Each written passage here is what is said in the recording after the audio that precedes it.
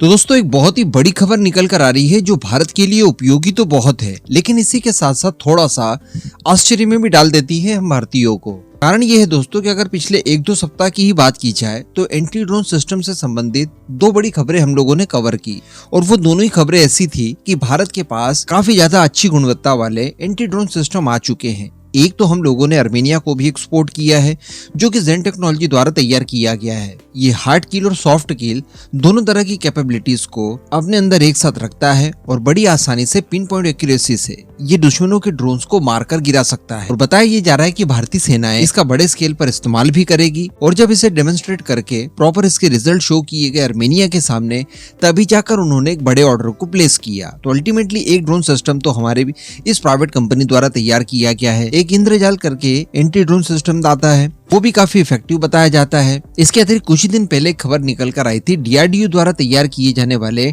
D4S से। ये भी एक तरह का एंटी ड्रोन सिस्टम है, ये काफी ज्यादा पावरफुल बताया जा रहा है। इसी के साथ साथ इसके अंदर ये भी कैपेबिलिटी है कि ये सिंगल ड्रोन के साथ साथ अगर कई सारे ड्रोन्स एक साथ झुंड में आ रहे हैं, यानी स्वार्म ड्रोन्स आ रहे हैं, तो उन्हें भी ये न्यूट्रलाइज कर सकता है। इसके अंदर भी सॉफ्ट किल और हार्ड किल दोनों की कैपेबिलिटीज मौजूद है।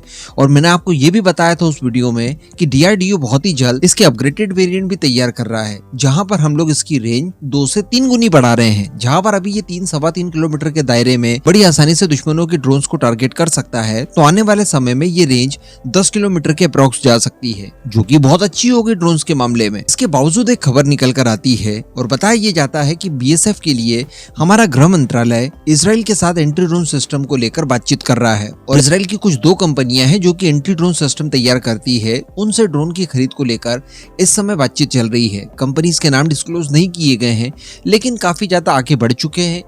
और इन 2 कंपनियों में से किसी एक कंपनी के साथ एक लिमिटेड क्वांटिटी में एंटी ड्रोन सिस्टम खरीदे जाएंगे, जिन्हें की BSF स्पेशली इस्तेमाल करेगा उन ड्रोन्स के खिलाफ जो कि पाकिस्तान की तरफ से भेजे जाते हैं। वैसे इस समय की अगर बात की जाए तो पाकिस्तान द्वारा ड्रोन्स का इस्तेमाल काफी बड़े स्केल पर किया जा रहा है, और ये इस्तेमाल तस्करी को बढ़ावा देता है।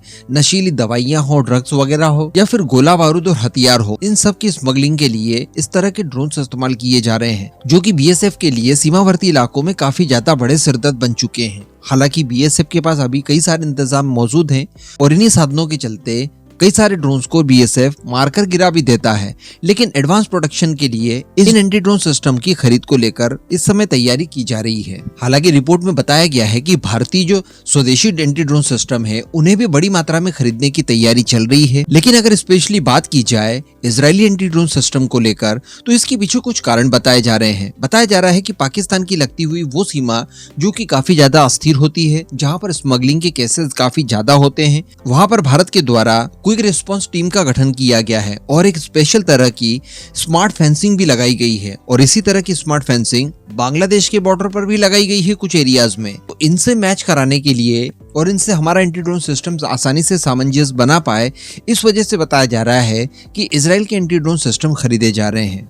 तो अब खैर देखने वाली बात रहेगी कि ये कौन सा एंटी ड्रोन सिस्टम है। हम लोग उम्मीद कर सकते हैं कि अगर खरीद ही रहे हैं और काफी बड़े स्केल पर इसकी अनिवार्यता है, काफी इंपॉर्टेंट कामों में इसका इस्तेमाल किया जाना है, तो फिर वो आयरन बीम ही हो। कुछ हद तक महंगा जरूर हो सकता है बाकी के विकल्पों की तुलना में, लेकिन अगर ये खरीद लिया जाता है तो ये BSF के लिए एक वरदान से कम बिल्कुल नहीं होगा। बाकी के हमारे स्वदेशी एंटी ड्रोन सिस्टम तो बन ही रहे हैं, जिनका इस्तेमाल बड़े स्केल पर हमारी तीनों ही फोर्सेस अपनी अपनी रिक्वायरमेंट के आधार पर करेगी। इस पूरे मुद्दे पर अब आपका जो भी मानना हो नीचे कमेंट करके जरूर बताइएगा।